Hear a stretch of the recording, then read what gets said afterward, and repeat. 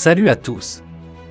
Abonne-toi et mate la suite de Actualité sur ta chaîne car convoqué devant le Conseil national de transition, CNT, le 21 avril dernier, le Premier ministre Choguel Maïga, face aux inquiétudes pressantes exprimées relativement au contentieux avec la CEDEAO sur le délai additionnel de la transition et les sanctions qui en ont découlé, a eu une réponse équivoque. À l'entendre, un éventuel retrait du Mali de l'organisation ouest-africaine n'est pas à l'ordre du jour, et les consultations sont toujours en cours. Toutefois, il s'est empressé d'ajouter « Nous avons un chronogramme de 24 mois qui reste non négociable.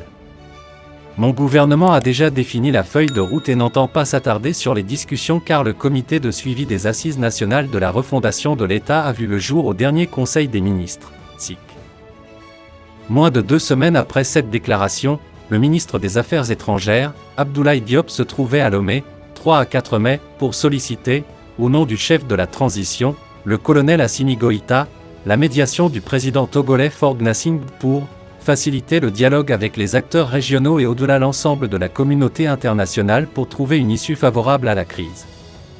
Une offre qui a été acceptée. Et, à peine le calme rétabli au nord de son pays ensanglanté le 10 mai par une attaque terroriste ayant fait 8 soldats tués, 13 autres blessés et 15 assaillants abattus, une première, le nouveau médiateur se trouvait, le 18 mai à Dakar, pour requérir à son tour le soutien de son homologue Macky Sall. Il est assuré de trouver en lui un allié de premier plan par son pays, le Sénégal, est le premier fournisseur du marché malien et souffre donc, plus que tout autre, de l'embargo qui frappe le pays. S'y ajoute que le chef de l'État sénégalais jouit d'une écoute auprès de ses pairs de la CEDEAO. Il est par ailleurs président en exercice de l'Union africaine, ce qui peut servir sur le continent comme en dehors.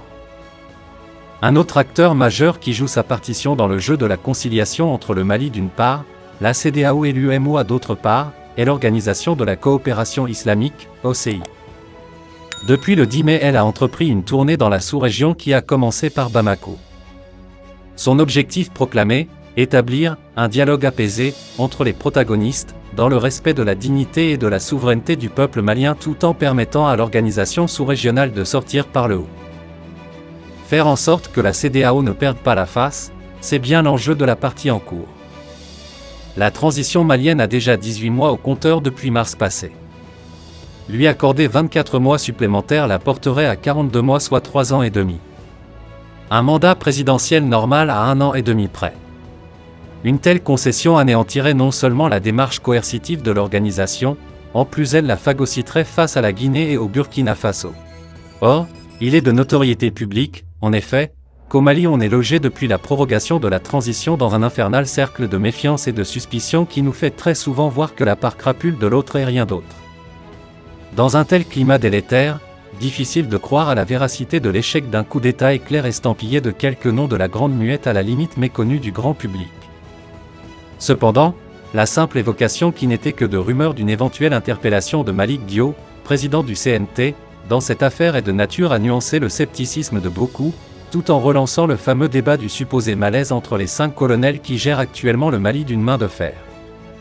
En tout cas, dans le contexte présent, rien n'est jamais sûr et cela est une réalité logiquement inhérente à toute période transitoire. Sur un tout autre plan, abstraction faite des considérations farfelues qui ne servent qu'à alimenter les clivages et autres suspicions, on se rendrait compte qu'un coup d'État dans une telle circonstance ne peut qu'être fatal au Mali pour la raison simple que notre pays, du fait de sa témérité, n'a jamais paru tant esselé et funambule qu'aujourd'hui.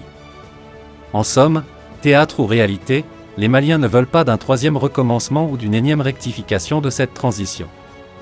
Pour éviter un tel fâcheux scénario, le colonel Assimi Goïta, qui jouirait selon un récent sondage d'opinion de 72% de la confiance du peuple, devra avec sa suite fixer un cap sincère et crédible à cette période d'exception qui n'est peut-être pas à l'abri d'une tournure dramatique. Les autorités maliennes sont convaincues de l'implication d'un État occidental dans la tentative de putsch déjouée dans la nuit du 11 au 12 mai dernier.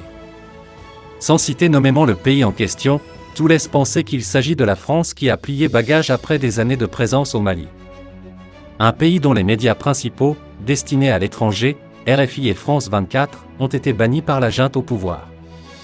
Toutefois, cette annonce intervient au lendemain de la décision du Mali de quitter le G5 Sahel. Des officiers et sous-officiers qui sont accusés d'avoir concouru à ce dessein malsain devraient être jugés dans les heures qui viennent.